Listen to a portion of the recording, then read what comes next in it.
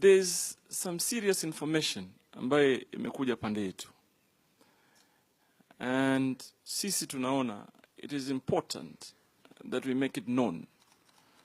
So kama kuna clarification tutapata kutoka the authorities, of course that would be very useful katika kuangalia mipango ya kesho. Now there's specific information that there's 20 military officers that are deployed and they're now at the A4B station, Upper Airport. And we're told all 20 of them are from the DMI unit. Now, my responsibility here is to make it known. So naturally, ile kitu tutaraji ni kwamba there's clarification. If they are there, it is important that we have made aware kwamba wamekuja kwa shughuli nyingine, and of course not to participate in any way in the voting process. We are also aware that, and by the way, you will be surprised, Kenya ni nchi ya demokrasia for a long time. So that hawa jamaa katika authority wajue kwamba even within their systems, they are sympathizers of the other political affiliation. It's not always kwa sababu uko serikalini, you will toe the line. So my call to everybody in authority is that please stay away from implementing illegal instructions or illegal orders. I want to remind you, hii ni nchi yetu. And if you're not careful, tutaweza kuharibu nchi yetu sisi wenyewe. We need to see a credible election, free and fair. And we only are supposed to do what is laid down or embedded in our laws. Now, my call to the police officers, wanajeshi, the county commissioners, the regional coordinators, including this one of ours, ambaye jana I'm informed waliambiwa ati Joho and team wako Sanana for a meeting, and then they sent the OCPD. And that is why we are holding this press conference today, tuambie kama watapanga hivyo kesho. Fortunately, the information that they'd gotten was not true. So OCPD alienda Sanana kututafuta. We don't understand why. Even if we're at Sanana, ni hoteli ambaye mtu anaweza kwenda kulala, kula, kunywa chai. And the OCPD was there yesterday in the afternoon. I called them. I called Maro. He did not answer my call, but I called the regional police coordinator. And I reminded him that we shall hold individual officers responsible for implementing illegal instructions. And let me say this. This will not only happen in Mombasa. In the entire country, mtu ambaye atatumika vibaya, tutaandika jina yako, na siku moja will hold you to account. So I'm reminding hawa ndugu zangu in authority, nyinyi wote muliapishwa to uphold the constitution of our country. And therefore, whatever you do, lazima uhakikishe kwamba uko katika sheria. We also have information that there is last-minute push for involvement of 50 new clerks, for example, in Kisauni. We know very well there are issues of capacity. So if you are recruited to be a clerk, presiding officer, or returning officer, you must undergo specific training.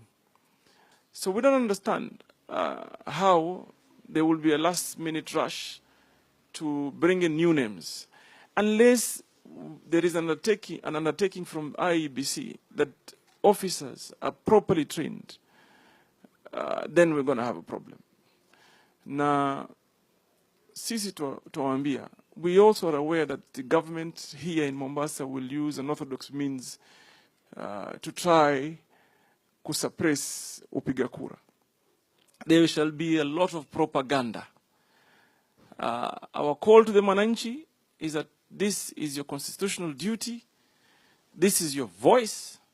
This is the point where you must be heard.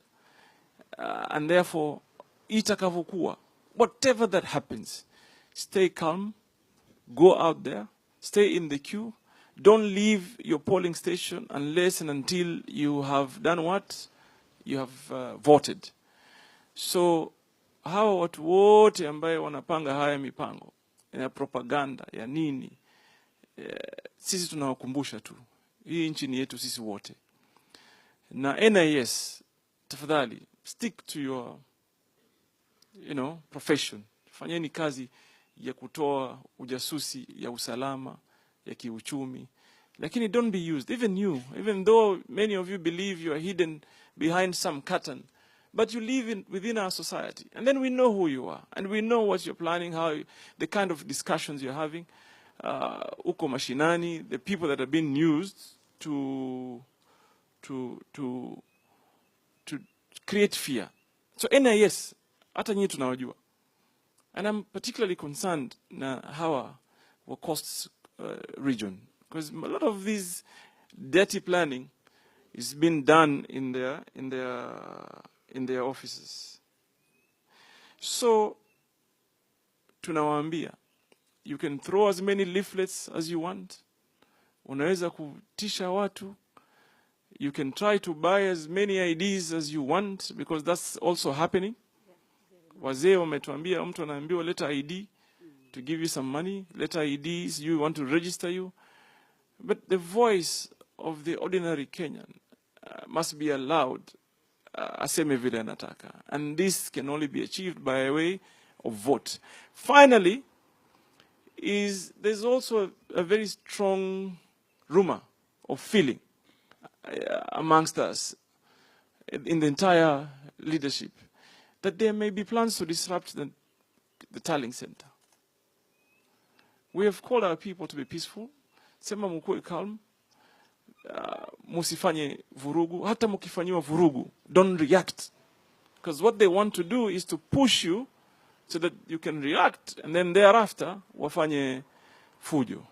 So my final call, again, is to remind those officers in authority,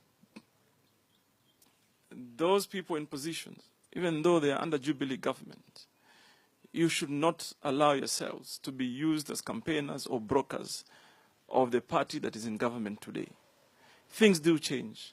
Moi in 2002 alitoka. Kibaki alitoka. Hata Uhuru utatoka. So at some point, utajibu hiyo maswali. So that really is what I wanted to bring to your attention. Na tunajua wengi wamepewa sasa hivi. For example, a lot of the people that are against us wamepewa extraordinary security. None of us here have security. We don't need it. But we are questioning kuna nini ambaye inapangwa. Naona candidate anatembea na askari 10, askari 20. Hawa hapa nyuma hawana hata mmoja ambaye amepewa. We're not asking for security to ourselves. But then there is a question of what has been planned. We are aware of some of us here tomorrow will be arrested. Some of us here tomorrow will be detained. We are just simply requesting every single person to practice their democratic right, and that is to ensure that they go out and vote. This whole thing is nothing else except intimidation tactics, last-minute intimidation tactics. And the whole issue is to try and cause a bit of mayhem. We know whatever is happening from the airport and everything else. The information is with us. Credible information is with us. So let it be known that we are aware. We are asking everyone. We are asking every single Kenyan. As long as we are currently as we are and united as we are, we will not allow Mombasa to go down. We will hold steadfast. So in case anything happens, the best thing that you can be able to do as a resident of Mombasa is to ensure that your vote gets casted.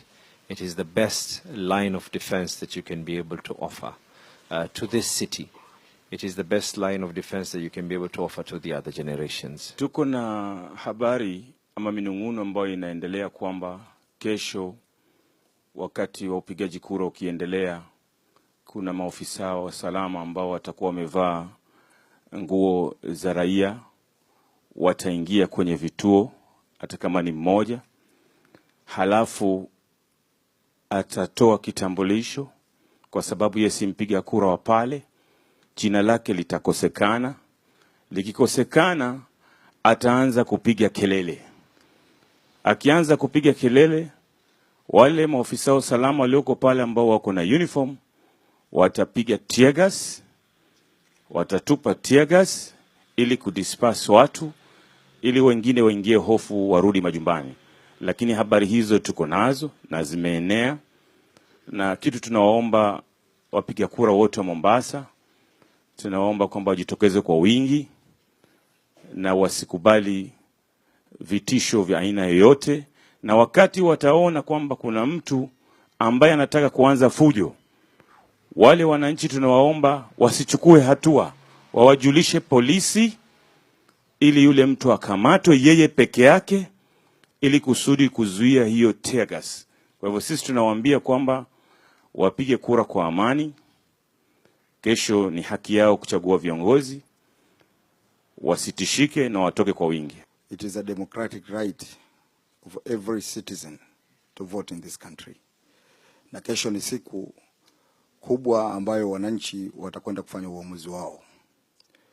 Kwa hivyo yako mengi ambayo tumesikia, lakini tunataka kusema tukiwa viongozi ndani ya Mombasa, tuwaambia wananchi ya kwa kuwa ni haki yao kesho kufika vituoni na mapema ili kufanya maamuzi yao. Alafu pia tunasema kuwa ile fununu ya kushikwa, tunataka kueleza watu wote kuwa tulifanya ili ambayo ilikuwa ni muhimu kisheria na kihaki wakati wa kampeni, na hivi sasa ni kueleza watu wote kuwa waje wapige kura kwa amani, wafanye uamuzi wao kwa amani, na kueleza kuwa hata sisi viongozi tukiwa kuna jambo lolote lile lisiwazuie wao kutopiga kura. Ni muhimu waende wapige kura, na ni muhimu kuona kuwa wameweka maamuzi yao. Tunataka kusema kuwa ziko mbinu nyingi sana ambazo zinapangwa kupitia kwa maofisa ya polisi, kwa maofisa ya jeshi, kwa National Intelligence Service na wengine ambao ni vitengo vya serikali. Lakini tunawaambia wananchi wote ya kwa kuwa hujuma zote zile ambazo watataka kuzifanya, wasimame imara kuona kuwa kura zinapigwa kwa amani, na tusiingie kwa mitego ya ngoma yao vile ambavyo wanataka kutuchezesha. Kesho watu watokee kwa wingi, wapige kura kimisingi ya amani, kwa sababu sisi tunataka amani, hatutaki mvurugano.